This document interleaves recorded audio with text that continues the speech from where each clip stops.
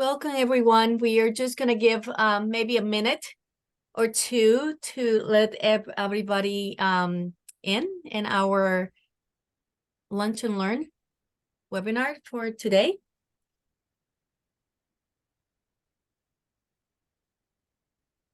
I think so you can, I see some people, they're still trying to connect to audio.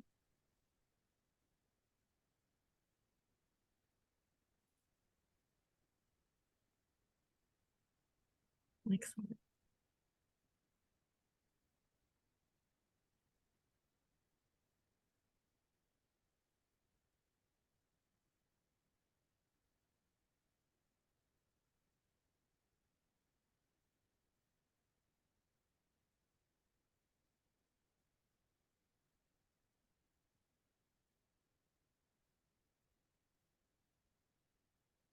Okay, so we're gonna start because this is a very healthy information that we would have received today. So again, welcome everyone.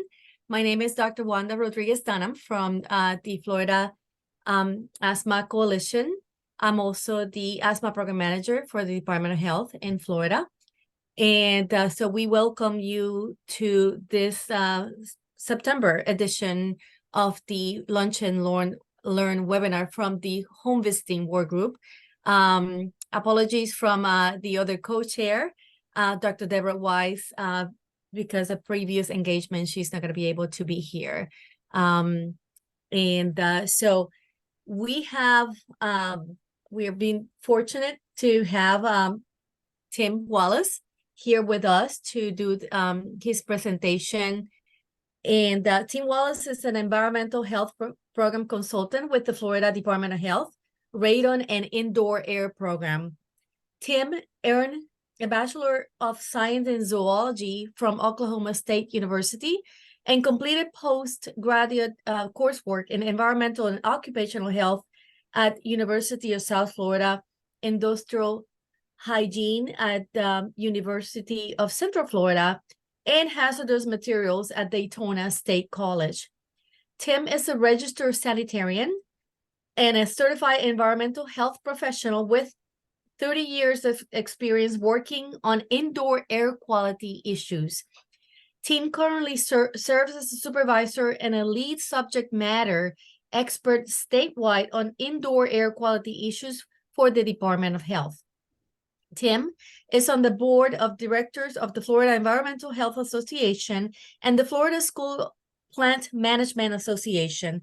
In the past, Mr. Wallace served the Florida Asthma Coalition as a co-chair of the Florida Asthma Coalition Environment Work Group, which is a predecessor of this current home visiting work group, and a Healthy Home Essentials course instructor. Probably around the time the headshot was taken. If you seemed a little different, but hey, we all do that. We're not exempt from traveling through life. Anyhow, so again, welcome, Tim. Thank you so much. And take it away. Well, thanks for the invitation. And seems like old times.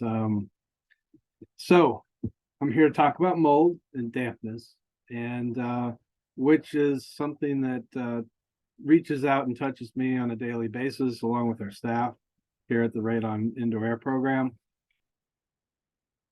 Let's see if I can advance the slide here. There we go. So yes, this is the image she was speaking of. That might have been the last time I presented to the Florida Asthma Coalition back in 2011, perhaps. But it seems like only yesterday. So I'm with the Bureau of Environmental Public Health in the toxicology program. And I want to say, hopefully you're having lunch or you've had lunch, and hopefully you're digesting it quite well. But I wanted to say happy afternoon or good afternoon. There's a coffee cup from one of my bosses, leftover coffee, and various other. And I want to say thank you to Dr. Matthew Smith at the University of Florida he provided me with a lot of these introduction pictures. He teaches a class on fungi at the University of Florida. And basically, he's the state mycologist, if you will, which is a scientist that studies fungi. So our objectives today are to learn about the nature of mold and dampness indoors, learn about the known adverse health outcomes associated with damp and moldy buildings, learn about how to address mold problems indoors, and learn who regulates mold problems, which is kind of a trick question. And I'll get to that in a little bit. And this is a nice little GIF image that the Environmental Protection Agency has provided for free on their website if anyone ever wants to use it. They have a mold image library there. Kind of gives you some ideas on how to do things. All right, so what is mold? Fungi don't hurt me no more. Okay, I'm going to sing here. I had a whole verse written out. No, I don't know, but I've been told fungi is mold, but I'm just not sold. Okay, that's my my apologies to Hathaway, but or Hadaway, I'm thinking. Yeah, that's his name. So mold is one of the kingdoms of life, animal, plants, algae, etc., etc. They are eukaryotes. Eukaryotes can carry a note. No, I'm just kidding. No, eukaryotes are organisms that have their, among other things, they have the nucleus has all their genetic material in their nucleus, as opposed to prokaryotes, whereas they're all their nuclear materials all over their cell. So we are eukaryotes. We also have nucleuses in our cells. So that kind of makes us cousins, if you will. We, like them, are heterotrophic, means we eat other things. So molds can't generate they cannot generate energy from the sun, so there's no photosynthesis. They have indeterminate growth. So I have determinate growth. I can only get to a certain, height or length, and and then I've kind of reached the end of my growth cycle. I might expand a little outwards, but but I have a limit. But molds and fungi tend to have indeterminate growth. They can grow forever as long as there's conditions for growth to occur. They absorb nutrition, so they basically don't have stomachs like we do. They secrete enzymes through their cell membranes, and those enzymes are like proteins, like our digestive juices, and they regurgitate this stuff out in the world. And in the presence of moisture and dampness and water, they can then digest that material that's around them, something organic, and then slurp that back up. And that's how they eat. So it's absorptive, they don't bring it into themselves like you and I do. And just to get a little bit more about what is mold, fungi don't hurt me. Fungi all have chitin cell walls. When I say chitin, that's the same material that you see in crabs and insects and spiders. It's a material that's in the outer layer of their exoskeleton. And I think our nails, I could be wrong, but I think our nails have chitin too, but don't quote me on that. Most fungi are multicellular bodies, just like we are, and they're made up of microscopic filaments called hyphae. So this picture over here on the left, in the dark picture, you see these kind of branches of individual cells branched together. We call them hyphae, and then if you get a whole bunch of hyphae together into a mat, we call that mycelium, and that's just kind of hyphae on top of hyphae intermixed with hyphae. And this is what you see when you see mold growing, is you see this mat of hyphae.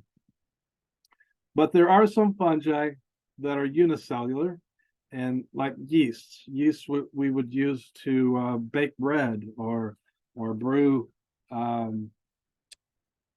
beer or make cheese, for example.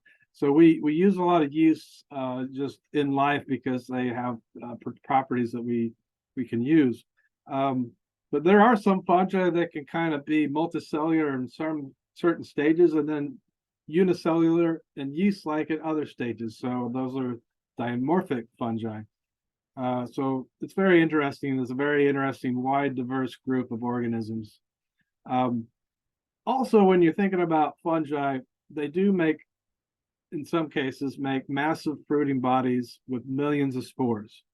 And so if you think about an apple tree and then the apple, right? The apple contains the seeds of that apple tree. So fungi do the same. And mushrooms are fruiting bodies of fungal colonies as well.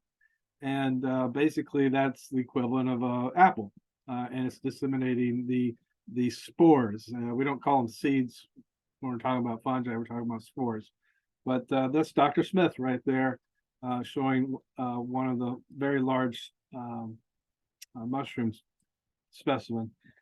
He's also a curator of the fungal herbarium at the University of Florida as well. So he kind of catalogs and types them all out and figures out what kind they are and so forth and whatnot.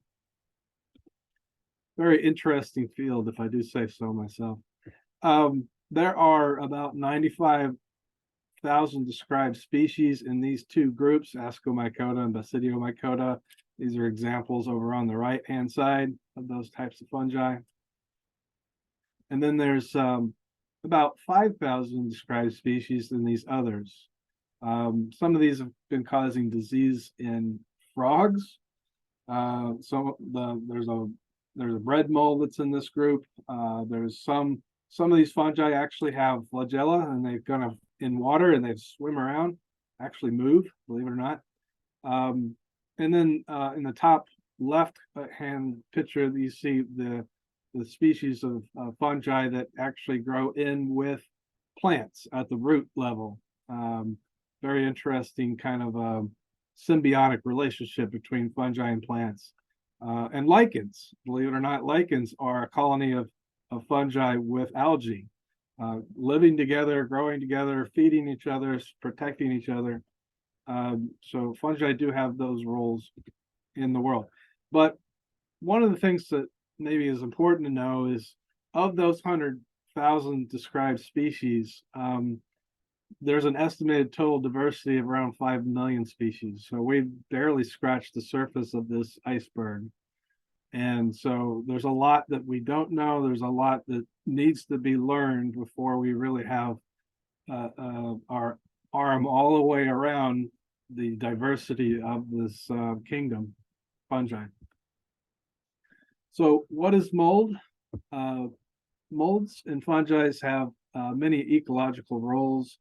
And so Dr. Smith, he's with the plant pathology group. So they they're focusing on plant pathogens, things that cause disease in crops and plants. Because there's a lot of fungi out there that do that. There's also the symbionts. Those are the mycorrhizae with the fungi with the plant roots, and lichens where the algae and fungi live together. There's the saprobes, another role, which means decay or decay organisms.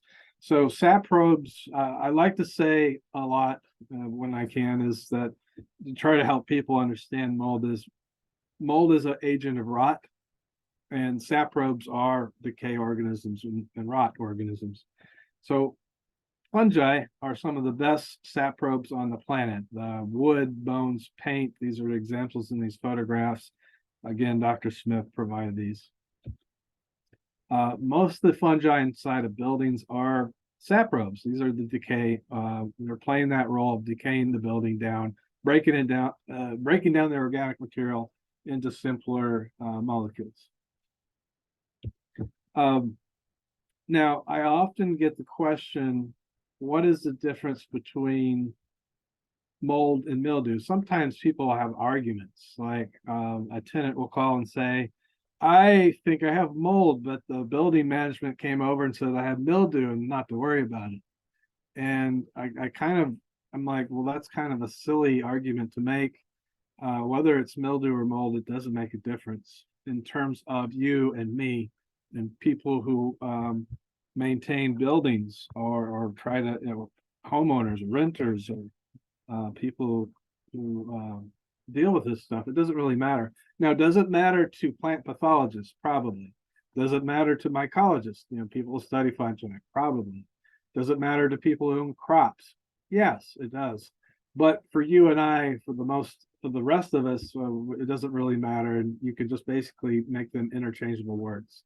So according to the EPA's website and their mold frequently asked questions, what is the difference? They're suggesting that mildew refers to certain kinds of mold or fungus, and the term mildew is often used generically to refer to mold growth, usually a flat growth habit. So on the picture on the left, again, this is images from the EPA's mold image library. And then on the right is looking at downy and powdery mildew on grape leaves. So you can kind of see these are two different types of mildews, but what's the difference? Really not that important. And if you look at this, let's say a dictionary like Merriam-Webster, mildew is a superficial, usually whitish growth produced especially on organic matter or living plants by fungi, such as from the families, and I'm not going to try to pronounce these because they're really long, and a discoloration caused by a fungi. So in the left picture, you see this is a powdery mildew on this plant to the left. In the middle, you see this is, I believe that's the downy mildew. And then you see a picture side by side on a grape leaf, the powdery versus downy mildews. Again, is this really important? Not really. So that argument of mold versus mildew is kind of silliness. It's kind of like that's not a turtle, it's a reptile. You know, it's the same kind of argument. So how far do you often have to go to find mold in your own house? And not usually very far. I just go to the refrigerator in the break room and find all kinds of leftover food items. I'm glad this is during lunch, by the way.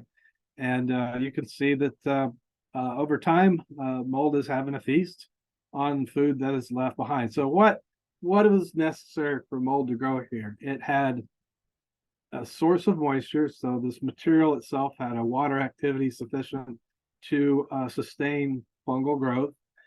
B, it was something organic. These are food items, right? So it's breaking it down. And then it needs spores. Now the spores are everywhere on the planet. They're on all surfaces of the planet. They're floating in the air at all times. We're breathing them in at all times of the day and night. We cannot get away from them. We can't go outside and get away from them. We can't go inside and get away from them.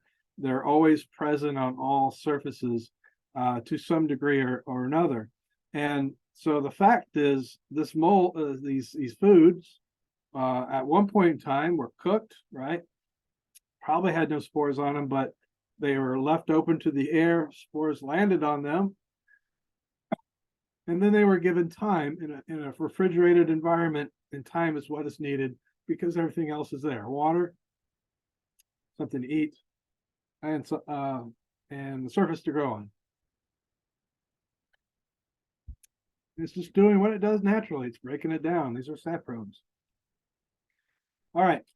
So this is a picture you might see if I had a flooded house where mold is growing up the wall cavity or up on the drywall, gypsum board.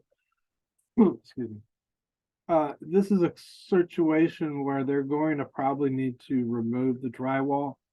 Well, actually, not probably. They need to remove the drywall, and they need to cut at least a certain amount of distance above the level that you see actual mold growth. And I think Dr. Chu is on the line here with us. She might have some ideas on how much that is. I think it was a foot, maybe two. I don't know if Ginger wants to chime in on that one.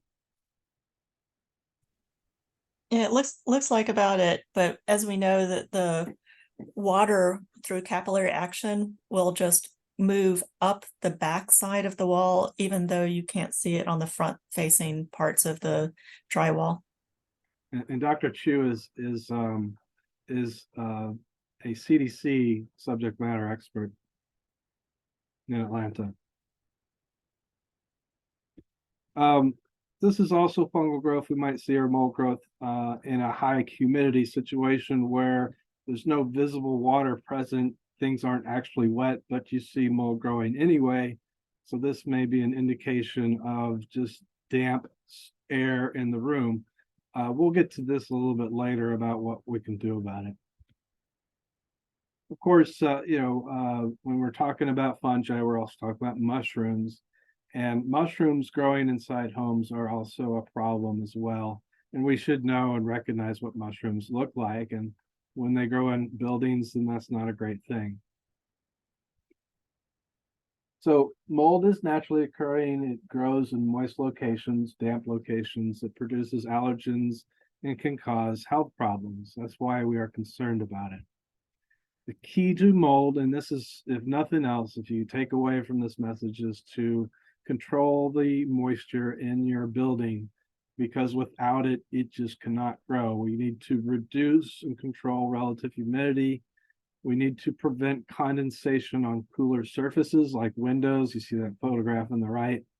We want to completely dry any damp or wet surfaces within 24 to 48 hours. And if there is a leak occurring through the roof, through a window, through a wall, through plumbing, we need to identify that source and fix that and stop the water from getting in. So we got to dry it. We got to get rid of that moisture. And so this is kind of, if mold grows in the home, we got to go back. This kind of repeating that we got to get back to that source, figure out why it's wet, stop that source. We need to physically remove the mold from clean surfaces using detergent and water, drying it out completely. And then sometimes there's materials that you will have to replace, remove and replace when they're just not cleanable. Things that kind of are examples that might be in that category are ceiling tiles. Titles. I'm sorry, there's a typo there. Carpet and furniture. And I often use the metaphor or analogy of a ham sandwich. So I make a ham sandwich and I put it in a hard plastic Tupperware container. I'm going to have it for lunch, but I have a pizza instead. I go back home, I stuff it in the refrigerator, that box that I made the sandwich in, and then basically, a week later, something's stinking in the fridge. I go in and look in that container. I find that same sandwich, but it's not the same sandwich I remember from a week ago. It's like that chicken or that red beans and rice that we saw earlier. It's now covered with mold. So is that a material that's hard surface and I can easily clean it with detergent and dry it? Can I really clean that sandwich? The answer to that question is no. Number one, you can't clean it. It's not a surface that's prone to cleaning. And if you put detergent and bread together, what are you gonna get? You're gonna get mush, right? All right, let's say, well, what if it was cleanable? Would I still want to say that, well, if it's rotting that material, because mold is an agent of rot, is it any value to you? And if the answer is no, then remove it and replace it. So just think of it that way, of the sandwich in the container. But guess what? That hard plastic container, you should be able to easily clean that either in a dishwasher or a hand wash thing. Soap and water is all that's really necessary. I try to use that analogy so that people can understand it a little bit better. We always recommend that people consult medical professionals if you're experiencing symptoms that you think are being caused by mold. There's some common questions that are often asked. Is indoor mold growth unhealthy? Should I test for mold? When is professional assistance recommended? What kind of professionals are available to assist? How can I find these professionals? Are there guidelines or professional standards? Who regulates mold in Florida? Is mold reportable in Florida? So the answer to this question, it's unmitigated. Yes, mold growth is unhealthy indoors, regardless of type, species, or quantity. We don't really care what kind it is if it's growing inside. If you can see it or smell it and things are wet, any of those conditions are considered reliable indicators that it's an unhealthy environment. So exposure to mold can lead to asthma attacks, stuffy nose, red or itchy eyes or skin, severe infections in people with weakened immune systems. And, thanks Ginger and the CDC crew for, kind of summarizing this information on their website. It's great information.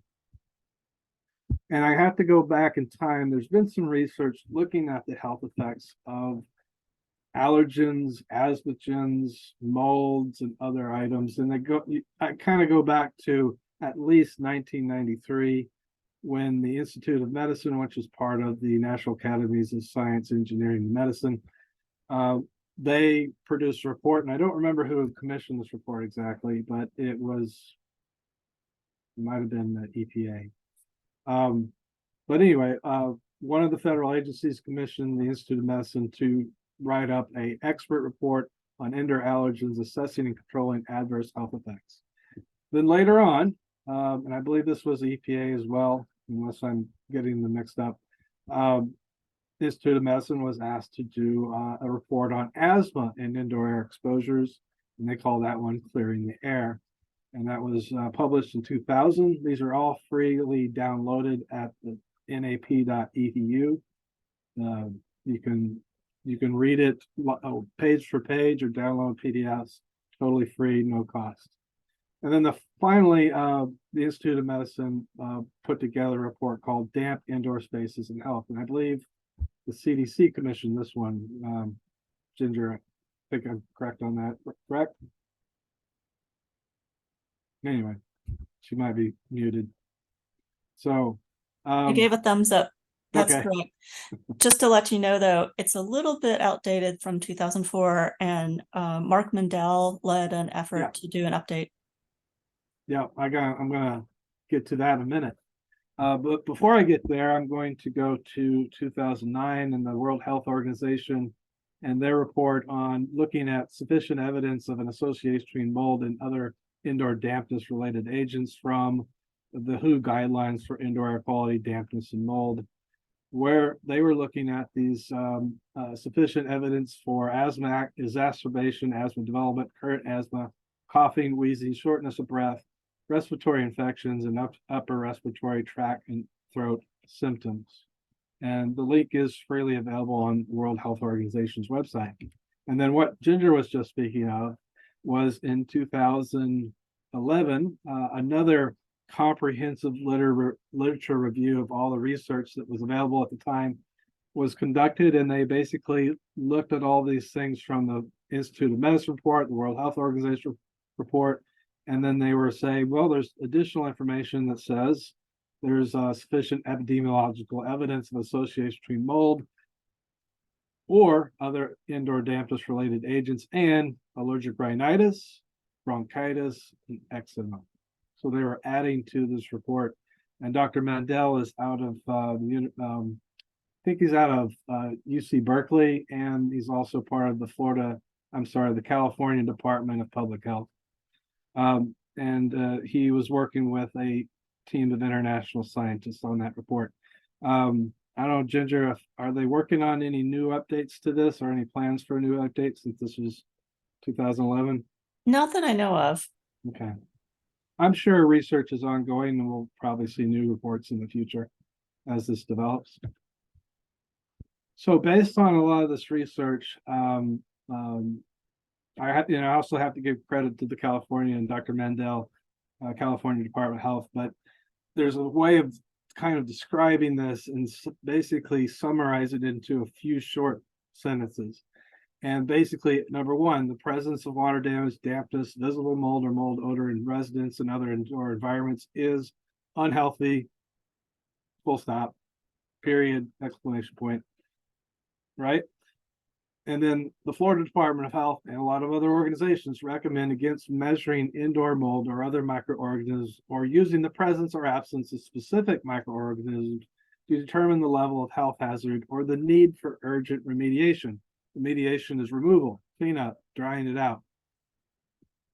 So instead of measuring, sampling, and that kind of things, we recommend that people address these problems by identifying and correcting the source of the water that may allow microbial growth or contribute to other problems.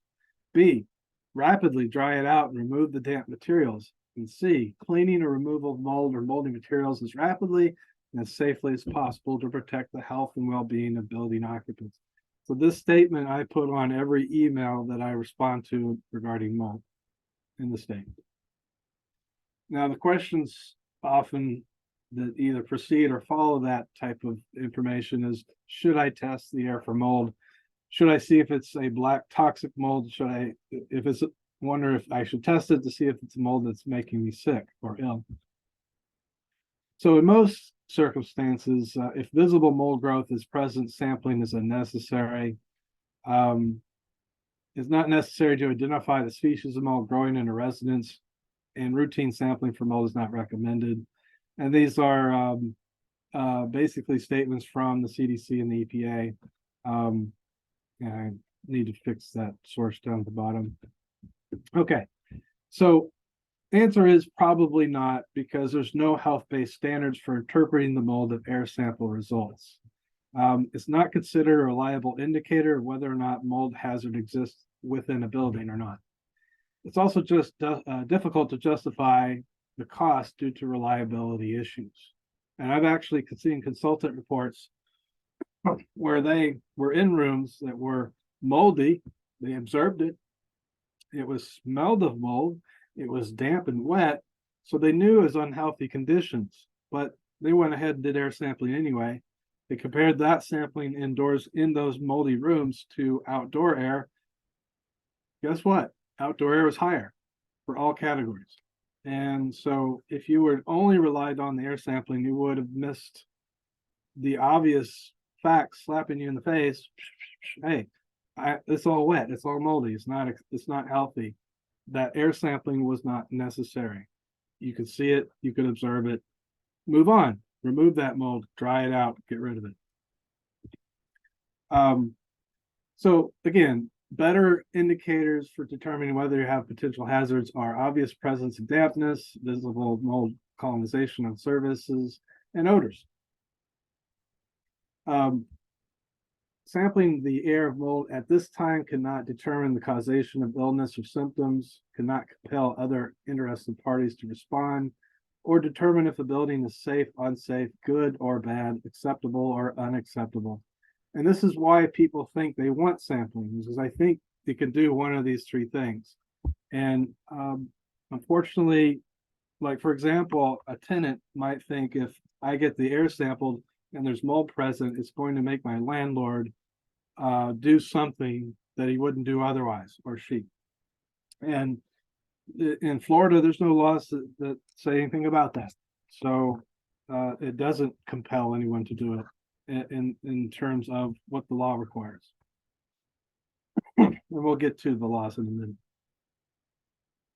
Now, I'm not saying that sampling testing is all bad. Scientists and researchers do sampling for research purposes. They may look at consultants may look at it as comparison of complaint area versus non-complaint areas, or indoor levels versus outdoor levels. They may try to use it to support or refute a specific hypothesis or educated guess. It might help in evaluating cleanliness levels before or after cleaning. And this actually, there's a lot to this, I think, and it actually makes some sense of if you are paying someone a lot of money to clean mold in a large building, you might want to have some way of evaluating dirtiness before and after cleaning. Dirty being it's moldy, it's not clean. It needs to be clean. You want it cleaned. You hire someone to get it cleaned. You watch them clean it, but is it cleaner than before? Now you got the visual test, of course, but is there a way of measuring things on those surfaces to determine how clean it is before and after? And the answer is yes. There are technologies developed to do this. But I'm not going to go into that because it's kind of highly detailed and so forth, whatnot. But the Centers for Disease Control, National Institute of Occupational Safety and Health has kind of developed a mold and dampness assessment tool that does not rely on sampling and testing. It relies on observations using and documentation, photographs. What did you see? What did you measure? What did you smell? What room did you see it in? All these things are kind of part of this dampness and mold assessment tool. They've got one for general buildings like this one here. They've also got one for schools, specifically designed for schools. So this is available on CDC NIOSH's website. Useful tool, kind of brings all that science and research to the forefront. Now, there may be some situations in different environments where sampling might be useful, but I would recommend before you get into that, if you are in a healthcare facility, you may want to review the guidelines for environmental infection control in healthcare facilities, which is recommendations from the Centers for Disease Control and the Healthcare Infection Control Practices Advisory Committee, or HICPAC, I guess. They put this out in 2003, and they've been updating it fairly regularly ever since. And if you want to see a chapter on environmental sampling and what they recommend in a healthcare setting for environmental infection control, right? See chapter F, and you'll see what they have to say about that. It's very specific type of environment, which is not really what I'm talking about here for the most part. I'm talking about homes and residential settings, but for healthcare facilities, this is something that they folks want to look at, whether they be consultants, building owners, building managers, physicians, risk management, whoever. Infection control professionals, for example. Remediation is the act of removing, cleaning up mold, drying things out. When is professional assistance needed? Several guidelines suggest, and I'll get to which those guidelines are, suggest getting or hiring professional assistance if it's greater than 10 square feet. This is really a judgment call. This 10 square feet is not based on any scientific numbers, to the best of my knowledge. It's just one person described it as the generic size of a piece of drywall, a sheet of drywall. I don't know if that's true or not. It's just what I've heard. But I don't know what made the folks who were writing all this stuff decide that 10 square feet was the line in the sand. Important factors in making a decision of whether you should be involved in cleanup or removal of mold is, check with your physician, see if you're physically fit enough to be in that environment. Do you have asthma? Do you have a mold allergy? Do you have chronic lung disease? Do you have any problems with your immune system? Are you taking drugs that suppress your immune system? Do you have a disease that affects your immune system?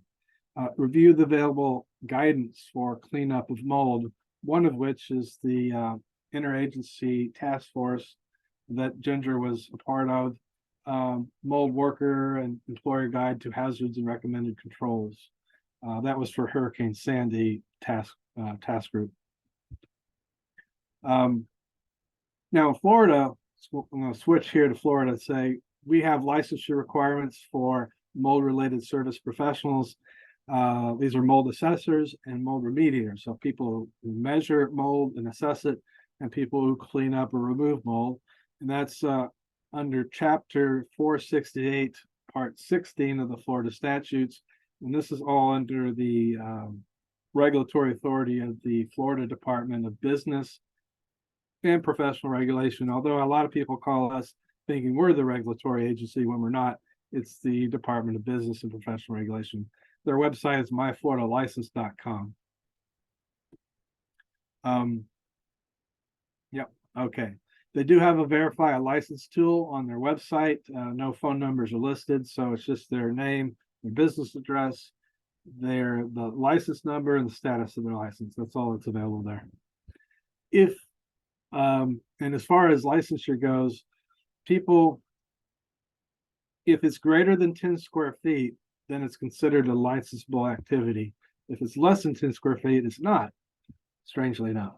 And also, sampling assessment services, according to the Florida statute, does not, if it doesn't include sampling, then they don't consider it assessment. So if I look at mold but don't sample it, I'm not doing a mold assessment, according to the Florida statutes, for licensure purposes. Property owners and employees are exempt from licensure requirements. licensed contractors that are practicing within the scope of their respective license, as long as they do not hold themselves out for hire as a mold assessor, mold inspector, mold remediator, then they can like, for example, an air conditioning contractor can clean up an mold in an air conditioner because that's part of their license. They can all clean air conditioning systems, so they're not required to get another license for mold remediation as long as they don't hire themselves out as a mold remediator. Also, government employees, if conducting activities within the scope of their employment, are also exempt. So there are different types of professionals out there that consist, other than mold assessors or mediators, there's also water damage restoration professionals. They specialize in drying and doing water extraction after a disastrous event in someone's home.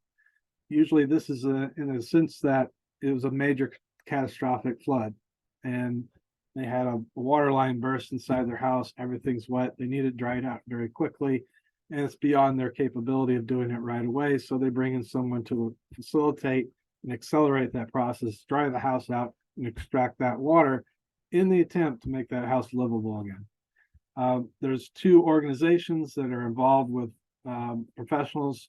There's the Restoration Industry Association and the Institute of Inspection, Cleaning, or Restoration Certification, or IICRC.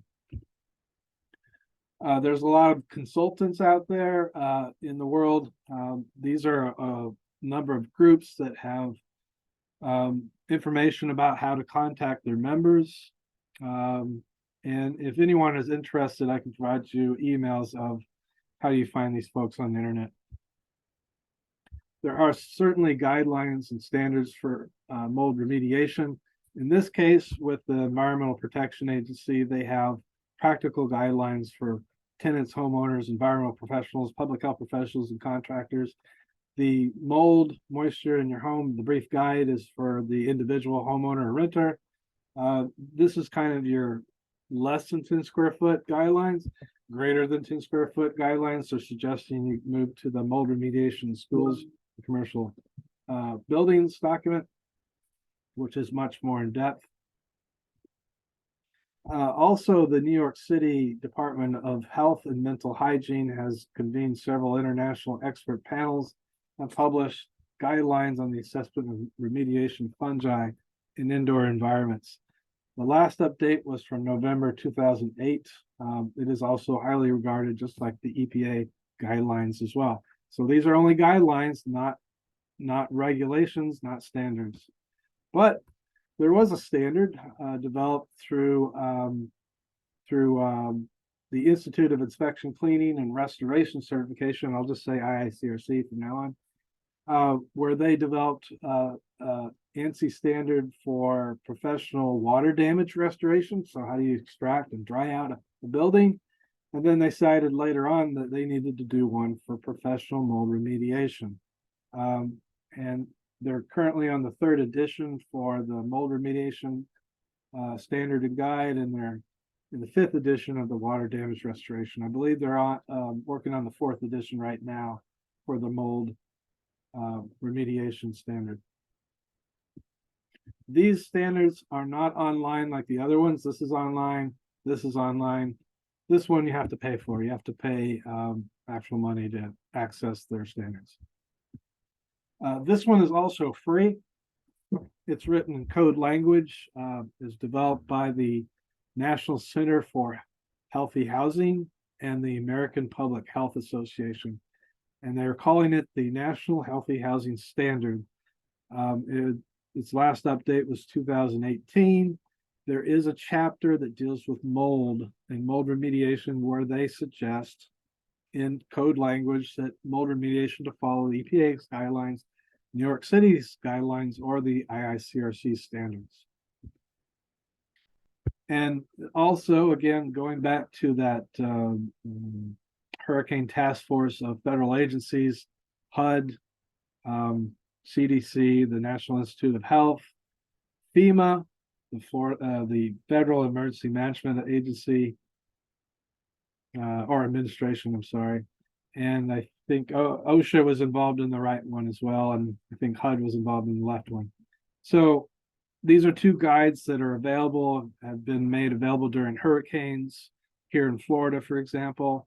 They're recommended guides to kind of consolidate all the federal agencies on their guidelines. This is available both on the CDC and EPA's website.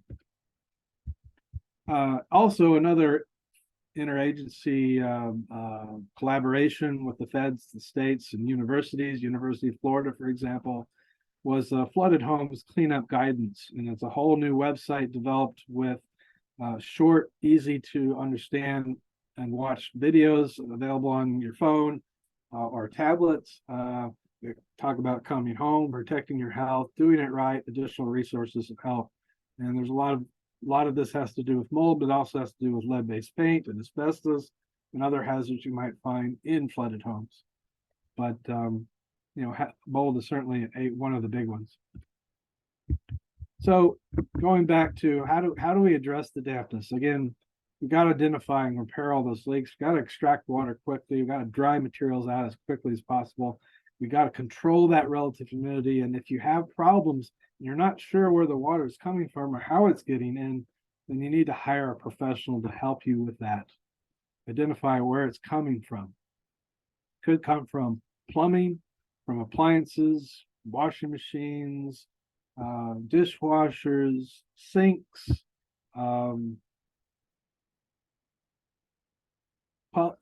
tubs and showers, shower pans.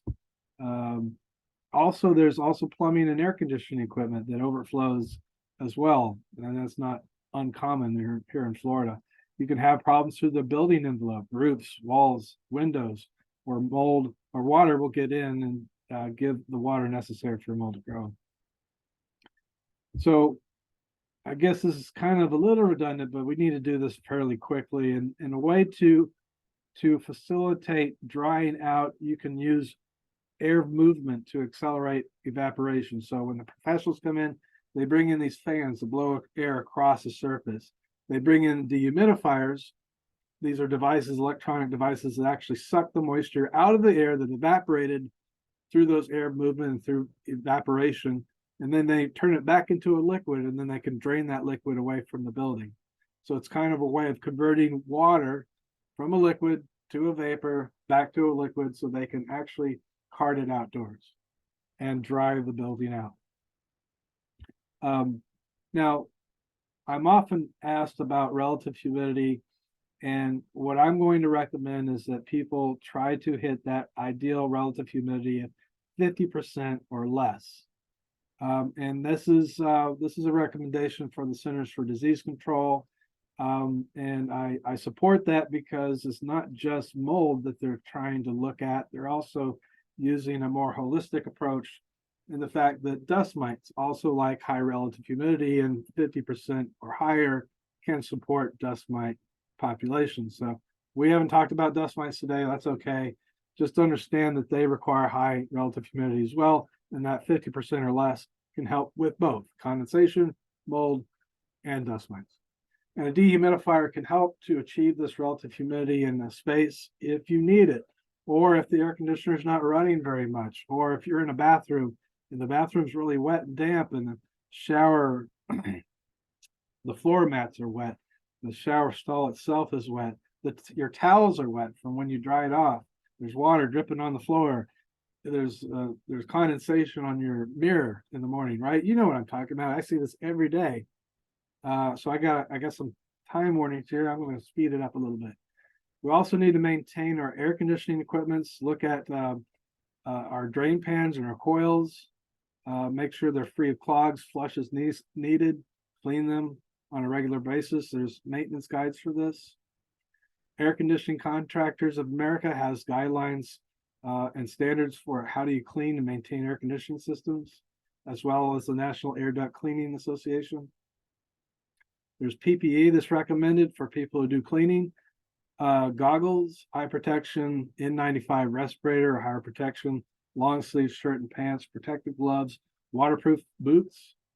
And I'm going to kind of fly through these real quick because I'm running out of time. Different types of respirators. Laws, okay.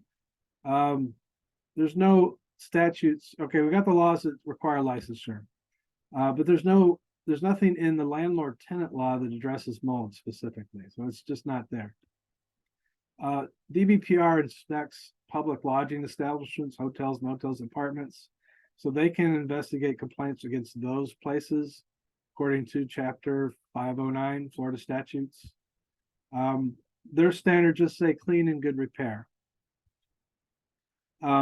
Local governments are given authority to have their own ordinance if they so choose, according to Florida statutes. That might include housing, property maintenance, or unsafe structures. Very few of them have any information about mold. This is the International Property Maintenance Code that says interior surfaces shall be maintained clean, good, sanitary condition, and defective or surface conditions shall be corrected. Hillsborough has gone a little bit further and says all interiors shall be kept free of mold, free of any visible or otherwise demonstrable growth of mold. City of Jacksonville doesn't say anything about mold, but talks about freedom of dampness, reasonably free from dampness. HUD, CDC and EPA have no regulations. HUD and USDA do regulate housing that receives financial support. The HUD regulations are very specific, and they basically say free of health and safety hazards, including mold. They have a 1-800 number that folks can call if they are in housing assisted by HUD. And USDA is rural development, also deals with this for housing in rural parts of the United States that receives funding from them. They say free of rot, free of leaks, free of deterioration, etc. People do have the ability to file a complaint with DACS, the Florida Department of Agriculture and Consumer Services, on their website. There are some city and local governments that have consumer mediation services.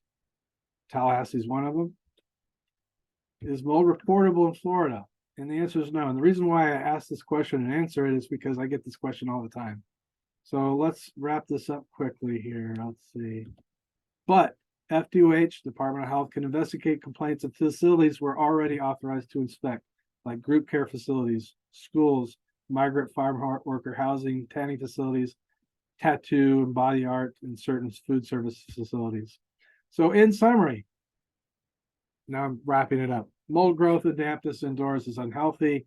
There may or may not be laws or regulations related to mold dampness. Guidelines do exist for prevention and removal. And mold growth is not reportable to the Department of Health unless it's in a facility that we're already authorized to inspect. And this presentation is brought to you by the Radon program. We don't have a mold program, we have a radon program. So come visit our website.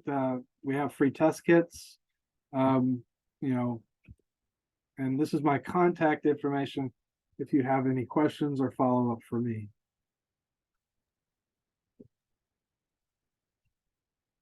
Thank you so much, Tim, for this wonderful presentation. I have learned so much. I thought I knew about mold, but definitely this widens my knowledge about mold, and especially what we're here for, to improve the health of people living with asthma and living in this state where humidity is always so rampant. But anyhow, if you have any questions, you can write it down on the chat, or you can ask. We will remind everybody that this presentation will be available at the Florida Asthma Coalition website and also on the Florida Asthma Coalition YouTube channel. So if you missed it, definitely you can contact us there. You can rewatch this and learn more. So I'm going to hush, and if anybody has a question, please ask away. We have 6 minutes.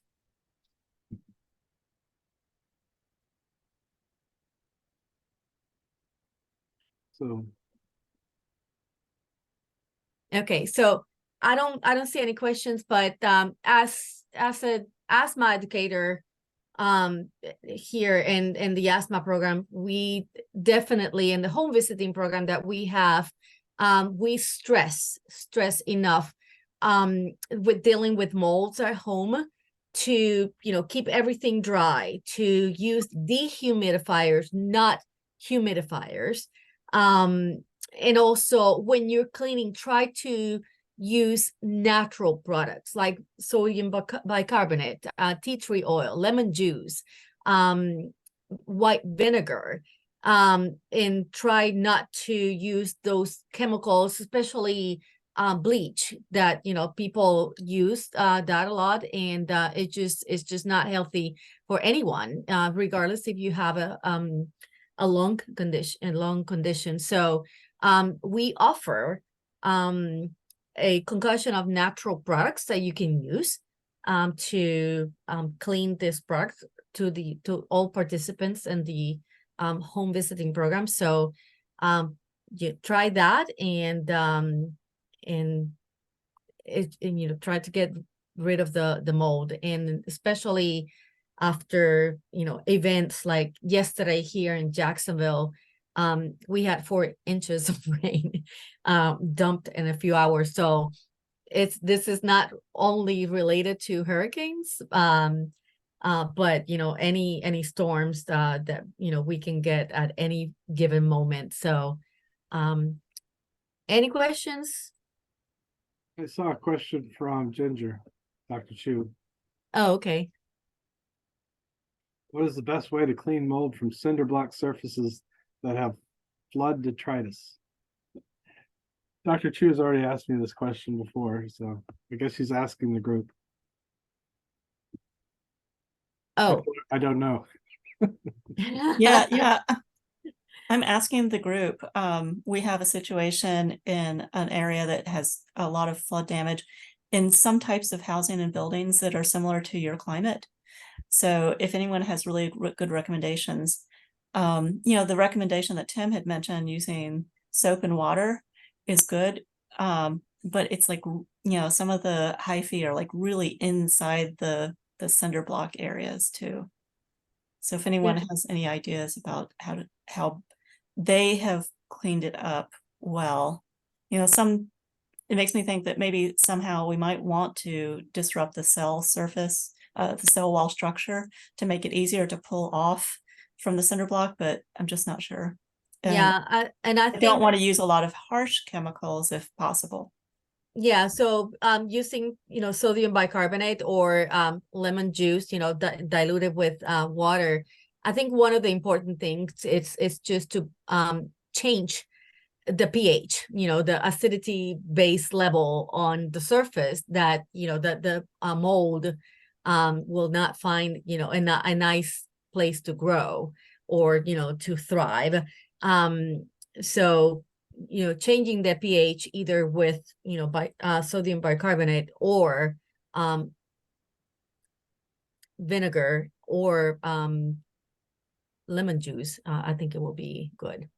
And you've used that over widespread areas, walls and walls of.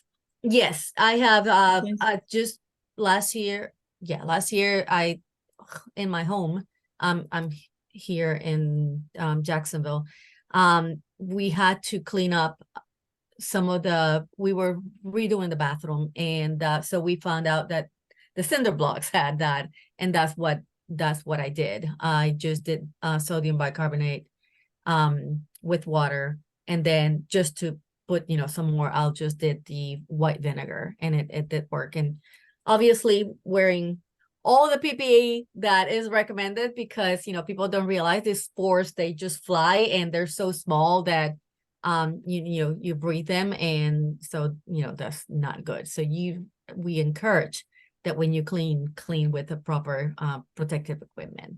Okay, thank you. I appreciate that. If anyone else has any advice, if you can maybe email Tim, and Tim can specifically if you have recommendations for the dilution used for vinegar and lemon. Thanks. Appreciate it. Okay. It just shout out to the CDC for yeah, definitely. There's it's 1 o'clock, and so we have just a comment here from Diane Clay. I'm located in Illinois. My work building has flooded several times. We now have a very noticeable mildew odor. Many of the clients we service compromise immune system. Any recommendations for other than drying and fixing the leak to ensure we are being kept safe? So we will, Diane, if you can write to us at Florida Asthma FLA coalition at gmail.com. We can definitely answer the questions. And again, thank you everybody for attending this luncheon webinar. Thank you, Tim, for this awesome